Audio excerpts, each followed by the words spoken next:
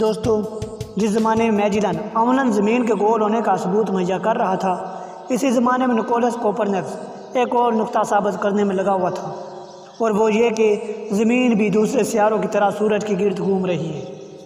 Copernicus کو دوسرے اہل علم کی طرح زمین کے گول ہونے کا یقین تھا، اور اس نے جو نیا نقطہ دریافت کیا، اس کے اثرات بھی بڑے دور رس تھے۔ کوپرنکس 19 فروری 1473 عیسوی کو تھورن یعنی پولینڈ میں پیدا ہوا۔ کراکو کی یونیورسٹی میں ریاضیات کی تعلیم پائی، پھر بولونیا یعنی اٹلی جا کر بیک وقت عیسوی دینیات اور علم حیت پڑھتا رہا، حالانکہ ان دونوں میں کوئی مناسبت نہ تھی۔ پیڈوا پہنچا تو اس کی توجہ طبابت کی طرف منتف ہوئی۔ تعلیم مکمل کر کے وطن واپس ہوا تو طبابت شروع کر دی، ساتھ ساتھ کلیسا کے بہت سے کام بھی انجام دیتا رہا۔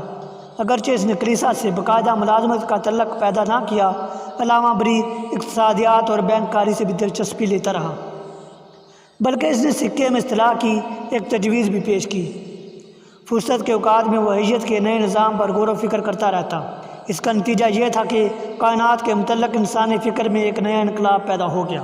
یہ تو دنیا کے قدیم ترین علوم میں سے ہے اور اسے بہت ضروری سمجھا جاتا ہے۔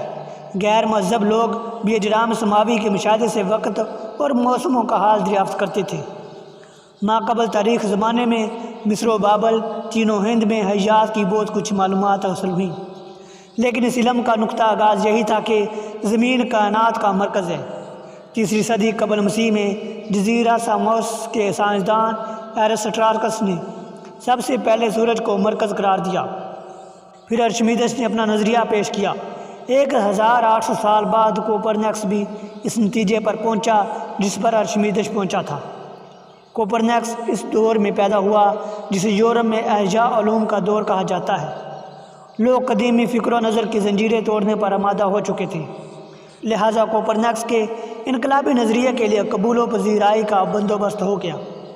کوپرنکس کو اپنی کتاب کا پہلا مطبوعہ نسخہ اپنی وفات سے چند روز پہلے ملا۔ اسے یہ معلوم نہ ہو سکا کہ کتاب پر بلا اجازت ایک مقدمہ لکھ کر اس کے مضبوط دلائل کو محض ایک مفروضے کی حیثیت دے دی گئی ہے، اس خوف سے کہ کہیں لوگ اس کی مخالفت پر آمادہ نہ ہو جائیں۔